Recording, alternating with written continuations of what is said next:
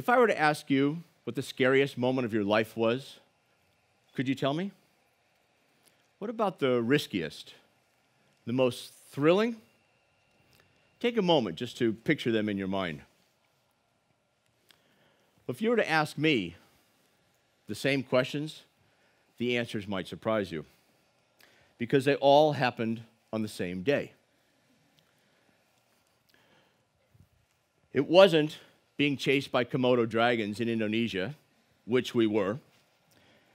It wasn't dodging pirates in the Gulf of Aden, which we did. And it wasn't even battling the worst storm of our lives in the middle of the Red Sea. We've been caught in the exact wrong place at the wrong time, and boy, are we paying the price. Imagine our small boat flying off the top of a 30-foot wave and slamming down into the trough below, just shaking and shuddering like a cannon. The waves were not only huge, 30 feet, look up, but they were steep, steeper than I've ever seen before. And they were coming fast. I remember counting 1,001, 1,002, 1,003, and bam, we would be hit by another one. The noise, just the noise, was relentless. The wind sounded like a wounded animal as it howled through the rigging. And it was exhausting. We were exhausted. We'd been up all night, and I was starting to hallucinate. I was seeing images of walls and mountains in front of us, and I was hearing voices, more voices than I usually hear in my head. And it was cold. We were shivering, and we were alone. There were no other boats out there, and there's no Saudi Arabian or Egyptian Coast Guard that you can call for help or advice. All I really wanted to do was go down below, crawl into a bunk, pull the covers up over my eyes, and wish it all away. But then I looked over at my crew, Ken and CJ, and I saw their eyes were as wide as saucers with fear. Well, this whole incident was CJ's fault anyway, because earlier, when the wind had been building stronger and stronger, 20 knots, 30 knots, 40 knots, 50 knots, 55 knots, and plus, CJ had said, "Oh boy, I always wanted to be out in a big storm." And Ken and I at the same time turned to him and shouted, "No, don't say that. The wind gods will hear you." But it was too late. The damage was done, so I blamed CJ for the entire incident. I certainly wouldn't want to blame my own weather forecasting abilities or leadership skills for having gotten us into that situation in the first place. And me?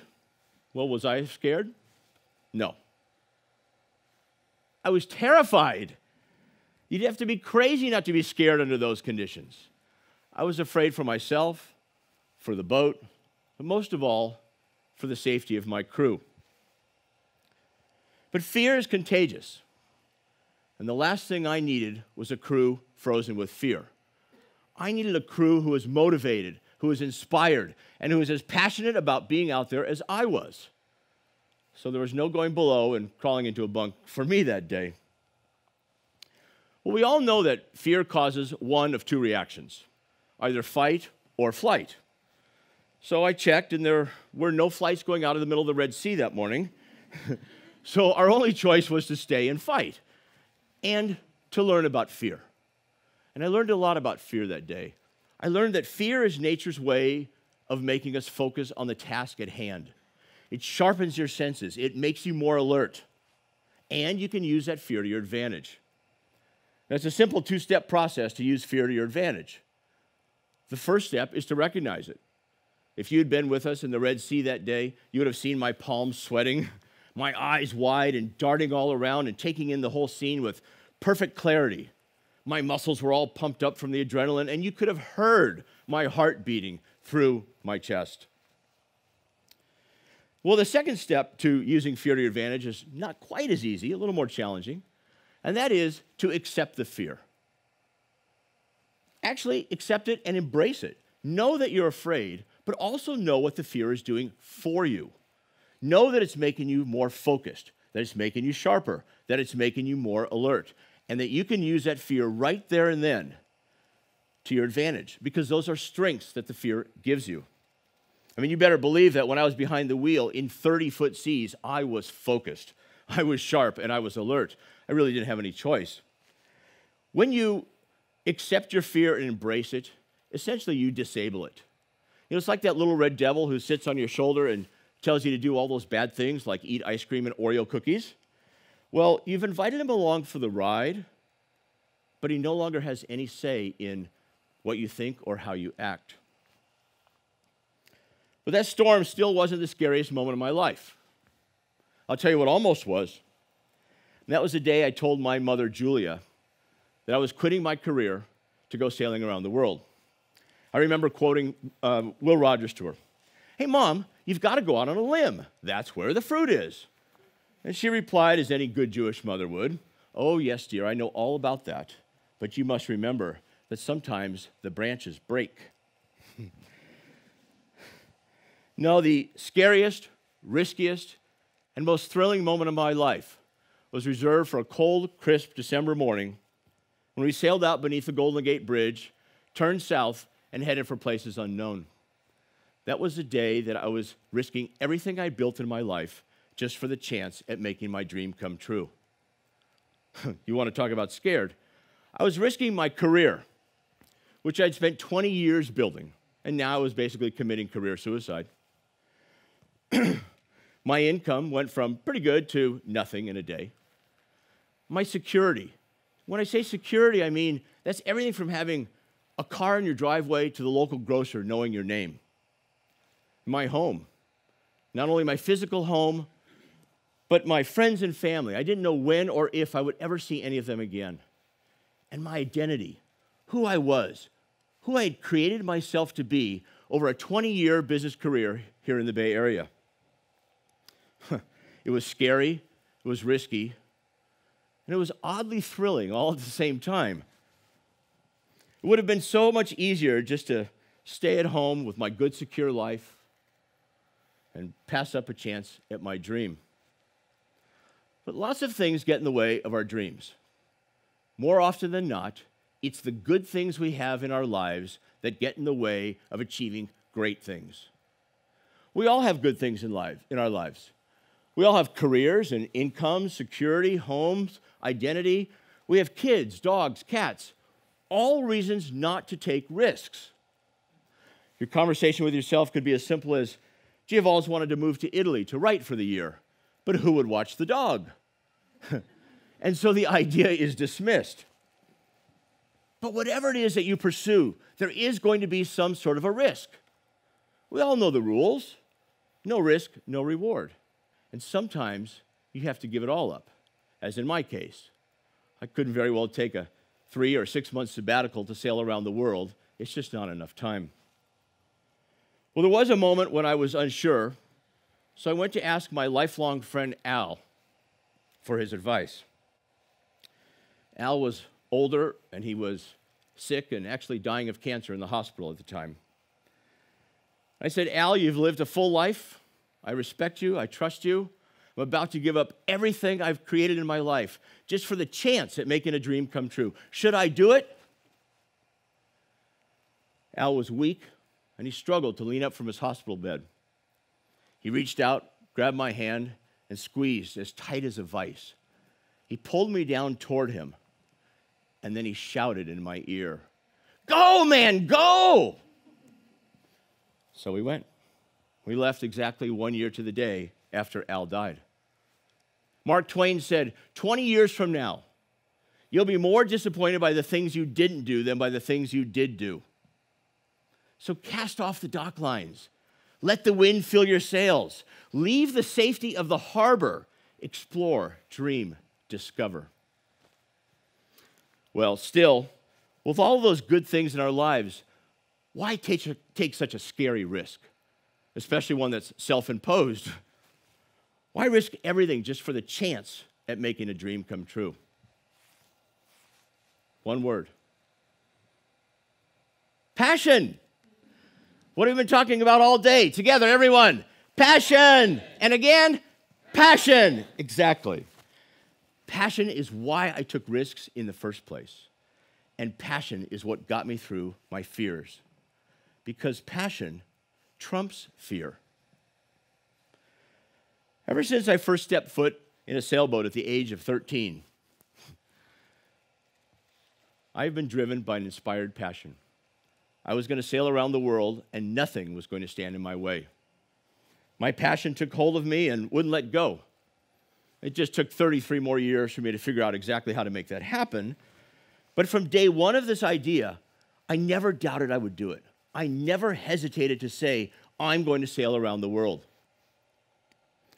When I was a boy growing up in Long Beach, I used to ride my bike down to the marina, and I'd sail around in my Hobie Cat for a couple hours, and when I was through, I'd hop back on my bike, and I'd ride over to where the big boats were docked.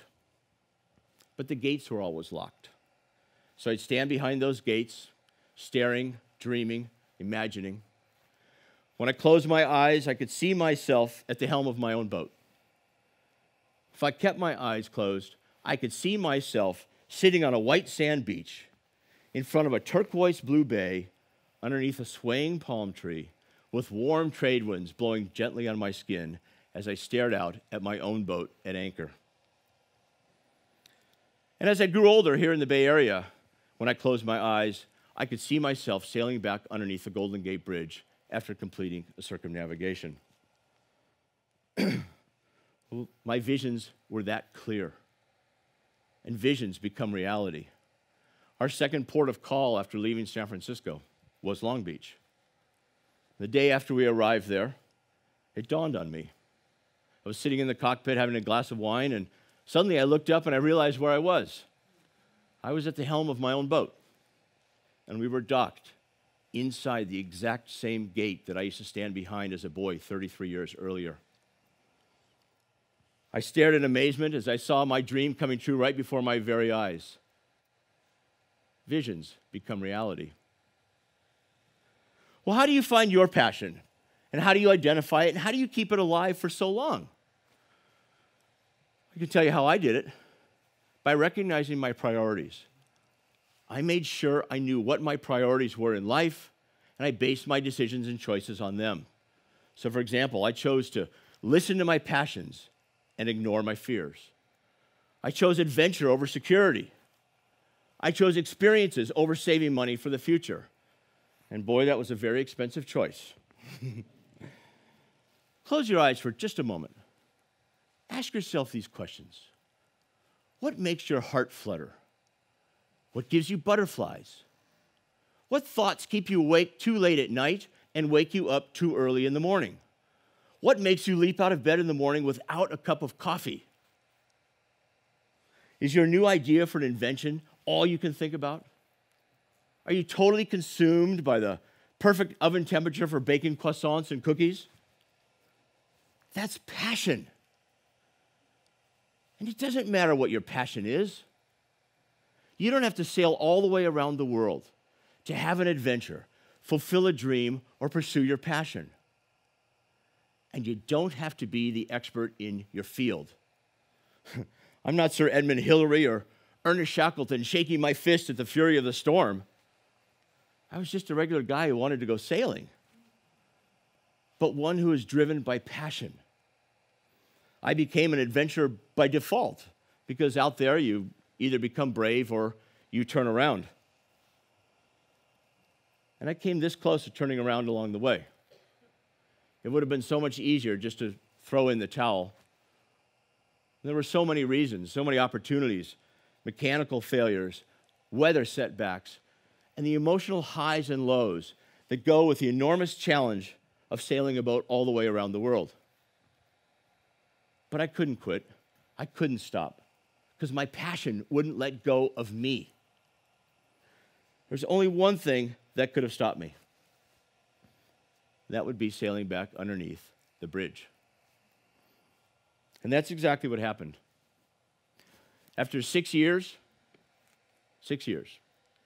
40,000 miles, and 40 countries, we sailed back underneath the Golden Gate Bridge, and I achieved my dream of sailing all the way around the world. Nobody died aboard Julia.